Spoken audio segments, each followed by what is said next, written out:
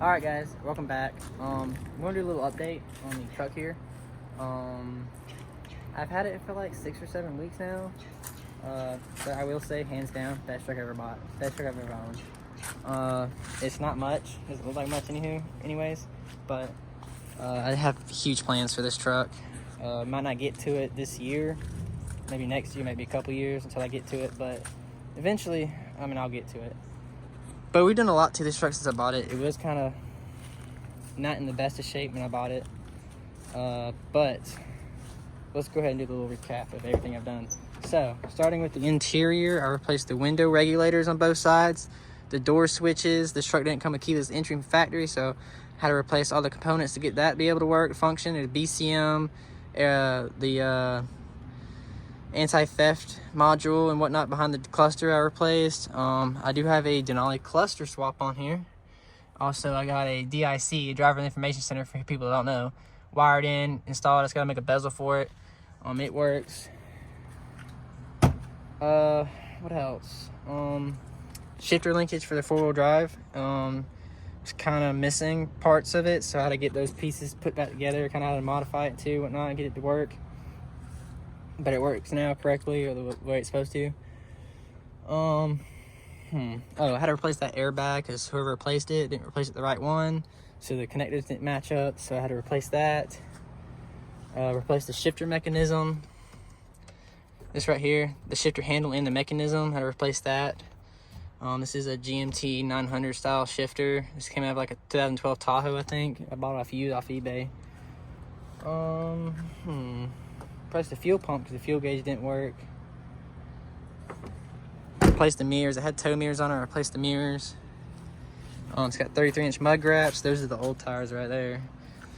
Now it's got 33-inch mud gaps. It's got Bilstein, however you say it, 5100 shocks. Front and rear. Also has this Bilstein 5100 steering stabilizer. I did replace the headlights with low beam, high beam LED headlights. We did do a 2011 electric fan, or 2011 2500 HD electric fan conversion. I think it's like a 9-blade or something like that. It's a heavy duty fan assembly. 140 amp alternator. It's got dual battery set up. Cold air intake was on it when I bought it. Replaced a bunch of pulleys and tensioners and belts right here. I think that's everything in the engine bay right here. Got some problems with the drivetrain. There was a small leak and it turned into like a whole 2-week ordeal. I fixed one thing and it just kept snowballing after that. But I replaced the transmission pan, transmission fluid and filter. And then this right here was leaking fluid, so I pulled it out, replaced all the seals, put it back together, and a chunk had broken off the extension housing right here when I was trying to align the transmission back up, or the transmission mount. I was trying to line it back up to the cross member, and it was like that much off, like because I was on a hill and it was on jack stands on the back, so it was even further down the hill, and the whole powertrain had moved forward. So I was trying to get the powertrain pulled back, and basically a little chunk had broken off the extension housing right here. And I didn't think anything of it, but about 3 days later it started pouring transmission fluid, and come to find out it cracked. That little chunk that had broke off turned into a crack, and it cracked the whole extension housing all the way around. It basically broke the extension housing in half. So I had to replace the extension housing. Oh, and I replaced the transmission mount because it was broken in half too. But I replaced the extension housing, and after that, about 3 days after I replaced it, I don't have any leaks no more, but the transfer case went all neutrals on me. I had no gears, no park, no reverse, no drive, no 1, 2, 3, nothing. It was all neutral. So I ended up having, and this is a rebuilt unit with the rear aluminum housing upgrade and whatnot. So it was rebuilt. Not sure what happened, but I know what happened, but I'm not sure how it happened. But anyways, the range fork had a failure. It came apart and broke. messed up the range slider hub, and so yeah, $47 I replaced the fork in the hub, but it cost me like 2 weeks. It was out of commission. Also went ahead and replaced all the seals, which is ridiculous. I think I paid $200. I paid $200 for seals. They're all GM seals. Yeah, I spent like $200 just in seals. The 3 seals on this thing. Got all that, got it cleaned up, put that together, and it's been a week or two now. I think a week. I don't know. I think it's been 2 weeks now since I replaced it or something like that. No, it's been a week because I did it on Friday. Yeah, so it's been a week since that's been put back together. Let's see. Did replace the exhaust from the back of the cab that way. It's a Gibson performance exhaust system, 3-inch inlets to a single 4-inch out. And let me tell you, I had to do all kinds of stuff right here to get this to work, because whoever installed the exhaust before, I mean, they just freaking threw some stuff together and welded it. I mean, it's pretty bad. All these welds leak, so I mean, you can see the black shit coming out right there. So all this right here leaks. Well, where's that? Oh, this clamp right here is loose, so it rattles all the time, but they welded it to the exhaust, so I kind of really can't do anything besides cut this bolt out or tack weld it or something to keep it from rattling. But it also leaks right here, as you can see all that black stuff. So had to do all kinds of modifying right here to get everything to work together, and it still doesn't sit right where it's supposed to, but it will. It's in there and it works. Besides the couple of little leaks, like this clamp leaks right here and these welds leak. Other than that, that's about it up under the truck. I changed the oil. It doesn't have a CV axle or anything in it because somehow they broke the stub shaft off on the passenger side. I got a new stub shaft. I just haven't installed it. New seals and everything too to go in the front diff. But yeah, there's no CV axles. They got 2-wheel drive wheel bearings in it, so I gotta get 4-wheel drive wheel bearings for both sides and CV axles for both sides, and also replace the stub shaft. Drive shaft and everything's in, but like I said, I just haven't had the time to replace that stuff yet or fix that stuff yet. So 4-wheel drive at the moment doesn't work. I mean, it works if I put all that stuff in. Right now it don't work. But yeah, I'm really just focused on the reliability of it right now. But oh yeah, I replaced the radiator because it was leaking, so the radiator's new.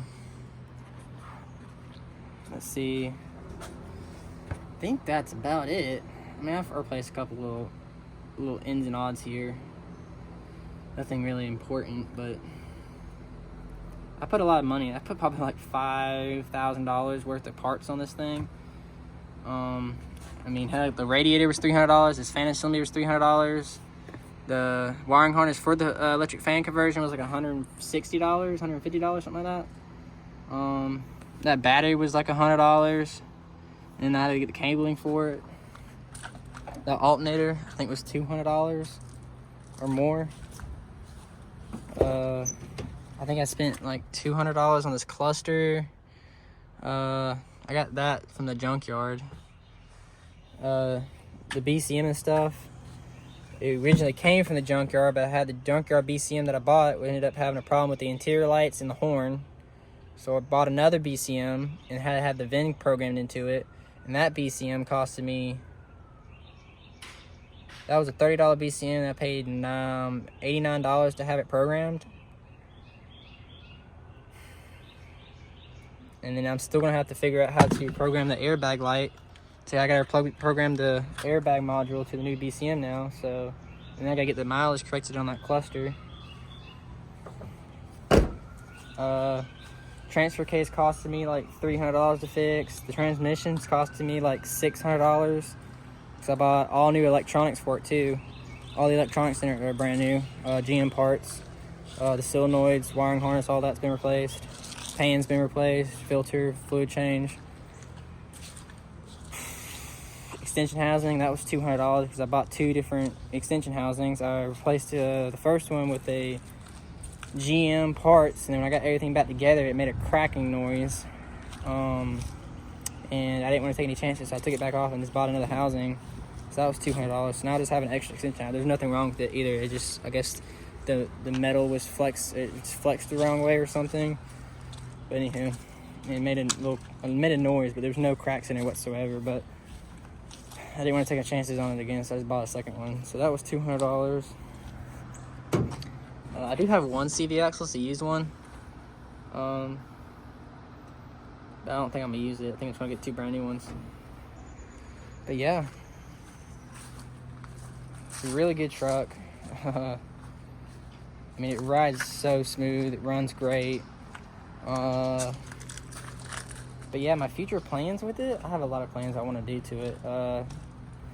Fix the bug, replace the hood because it's dented, replace the bed because it's dented. I might wrap it. I kind of like this one. I saw this one wrap I really liked. I might wrap it that color. Or do the wrap the wrap I saw. I might do that because I liked it really a lot. I can't even talk right now. I saw a wrap that I liked. I might go with that wrap. I might just get it painted. Not sure if I get it painted the same color or a different color. Not sure if I want to put a lift kit on this or do a solid axle swap. I do know eventually when the motor ever goes out in it or whatnot, it's got 250,000 miles on it, so it ain't gonna be long before this motor's gonna have to have a rebuild done on it, if it hasn't had one already. I don't know, I kind of want to do a Cummins. So a lot of y'all don't know, I sold the white truck. The white truck's gone. I had way too much money invested, time, money.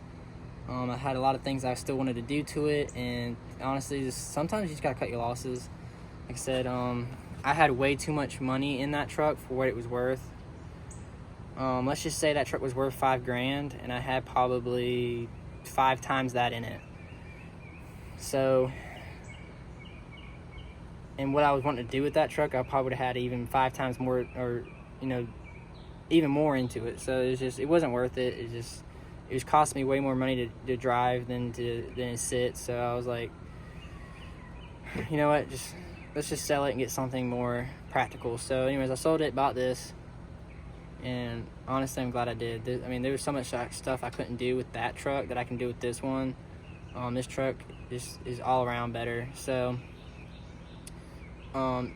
as far as the Duramax swap goes that I was doing on that truck, down the road, maybe in a few years, I might buy another one and do a Duramax swap for those people that want to see that. The only reason the Duramax swap got put on hold was because there was problems with the engine, the Duramax engine that I had. So anyways, that, just to break it down, sum it up, that engine ended up being taken to the scrapyard. I spent like $2,000 on that engine, and I lost every bit of that. I'm not gonna get into detail about that, but anywho, I just scrapped the whole idea for now. Eventually, I'll probably just buy a running Duramax truck and just pull the powertrain out of that to swap into one of those trucks. So later down the road, I might do something. Right now, for this truck, these plans, I might just do a common rail Cummins swap, like a 6.7 Cummins or something. Like, try and keep it as stock as possible to keep all the functions of it. Or I might put a 6.0 Powerstroke in it. A lot of y'all gonna hate that, but I mean, there's nothing wrong with a 6.0 Powerstroke, okay?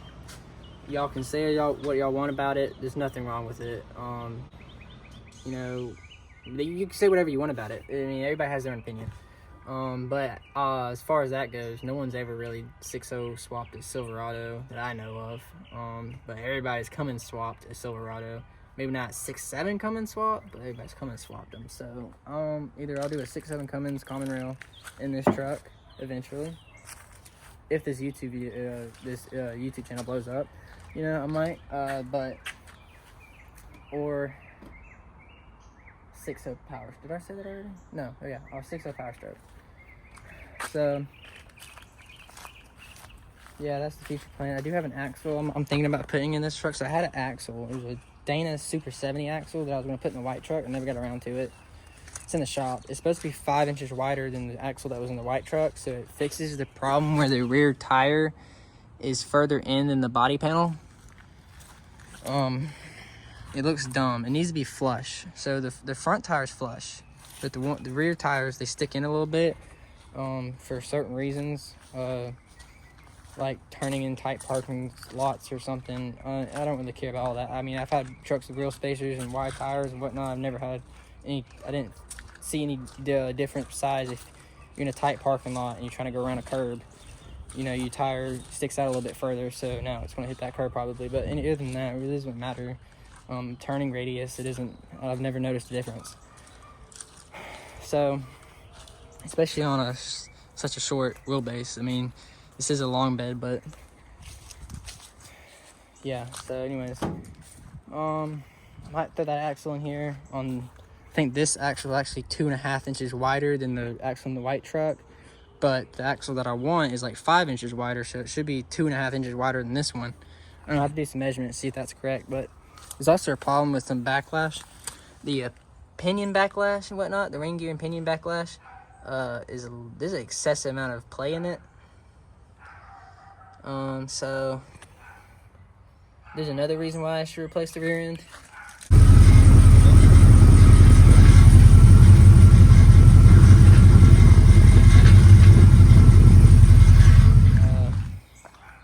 The only problem is the rear end in there is 373 gears, and this is the 410 gear. So I have to get I get a 410 gear set for the rear end that's in here.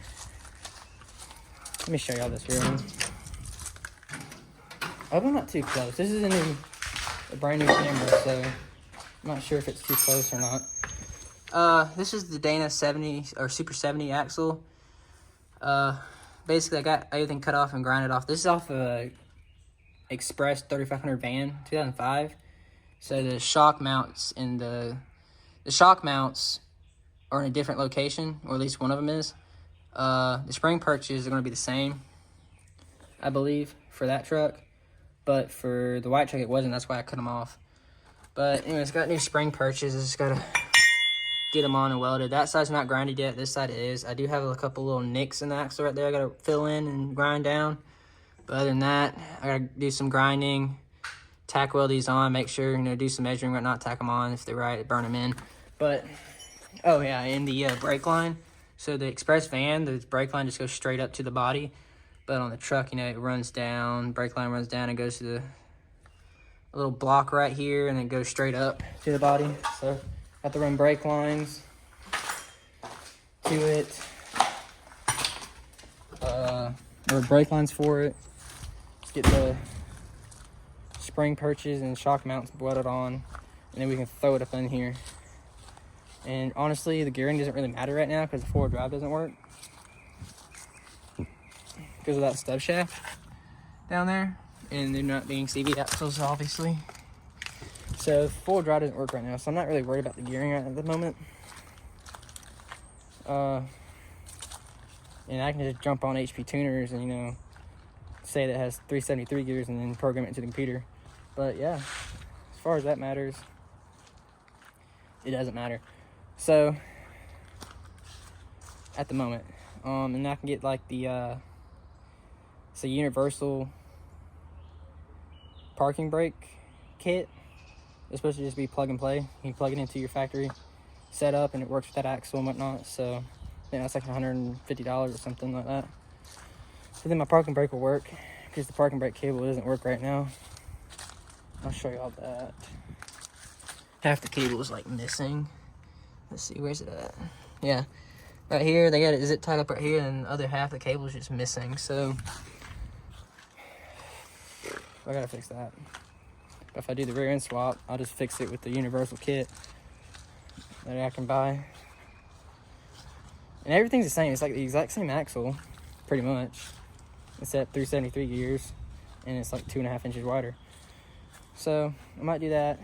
I think that's about it. I don't know if I said anything about the tow mirrors, but I replaced the mirrors. But yeah. Let me know what y'all think.